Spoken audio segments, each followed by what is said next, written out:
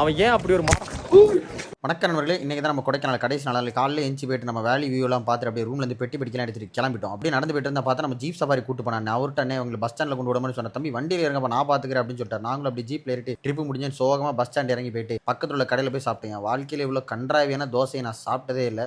மட்டமான டேஸ்ட் எல்லாமே. இங்கே ஒரு கடையில் செம்ம கூட்டமாக இருந்துச்சு. அப்படி என்ன தான் வாங்குறாங்களோ அப்படின்னு தெரியல. அப்புறம் நம்ம ஜான் வர 50 ரூபாய்க்கு தண்ணி பாட்டில் வாங்கி குடிச்சிருந்தாரு. பஸ் ஸ்டாண்டில் போயிட்டு சரி பஸ் ஏறலான்னு பார்த்தா பஸ் எதுவும் காணும். டேரெக்டாக கொடைக்கானலேருந்து நம்ம போக வேண்டிய ஊருக்கு பஸ் கிடையாதுன்னு சொல்லிட்டாங்க. சரி பஸ் வர பஸ்லையாவது ஏதாவது ஏறி போலான்னு வர பஸ் எல்லாம் செம கூட்டமா இருந்துச்சு. என்ன பண்ணலாம்னு யோசிச்சுட்டு இருக்கும்போது நம்ம நண்பர்கள்லாம் நம்ம ஏன் பிரைவேட் பஸ்ல வேறக்கூடாதுன்னு சொல்லிட்டு புக் பண்ணலான்னு பார்த்தா எல்லா பஸ் 6 மணி மேல. சரி ஓகேன்னு புக் பண்ணிட்டு இருக்கும்போது என்னடா 6 மணி நேரம் பண்ணலாம்னு யோசிச்சிருக்கும்போது அங்கதான் ஒரு அண்ணா என்ட்ரி கொடுத்தாரு. இந்த மாதிரி நாங்க ஒரு 4 இடம் சுத்தி காட்டுறோம், எங்களுக்கு 10 பேசஞ்சர் வரல, உங்களுக்கு நாங்க பாதி ரேட்ல பண்ணி தரோம் அப்படின்னு சொன்னாரு. சரி ஓகே நான் போலான்னு சொல்லிட்டு போனா நம்ம கொடைக்கானல் மிஸ் பண்ணிடுவோம்னு நினைச்ச Guna cave, pine forest, Moir point, rock view எல்லாம் காட்டுறேன்னு சொன்னாரு. அப்படியே வண்டியில ஏறிட்டு போனா நமக்கு ஒரு டூரிஸ்ட் கைடும் கொடுத்தாரு. அவரும் நமக்கு எங்கெல்லாம் போறோம் என்னெல்லாம் பண்றோம் எல்லாமே நமக்கு ப்ராப்பரா இருந்து கைடன்ஸ் கொடுத்துட்டு இருந்தாரு. மொதல் ஸ்பாட்டுக்கு போயிட்டு பார்த்தா வியூ பக்காவா இருந்துச்சு. 2 மலை, ஆனா அங்க 2 மலை இல்லையா, கிட்டத்தட்ட 4 மலை இருந்துன்னு சொன்னாப்ல. வியூலாம் பட்டாசா இருந்துச்சு. அதை பார்த்துட்டு அப்படியே டைரக்டா நம்ம பாய்ஸ்லாம் கொஞ்சோண்டு சாப்பிட இறங்கிட்டாங்க. சாப்பிட்டு முடிச்சு பார்த்தா நம்ம குரங்கு நண்பர்கள்லாம் அவங்க வேலைகளை காமிச்சிக்கிட்டு இருந்தாங்க.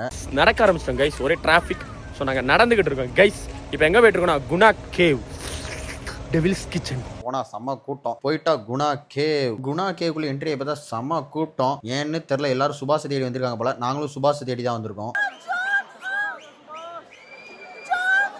இதுக்கு உள்ள விழுந்த என்ன ஆகும், ஃபோன்லாம் விழுந்துனா அவ்வளவுதான்.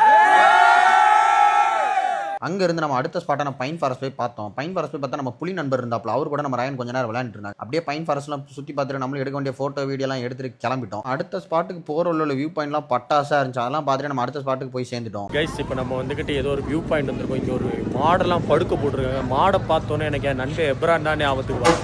அவன் ஏன் அப்படி ஒரு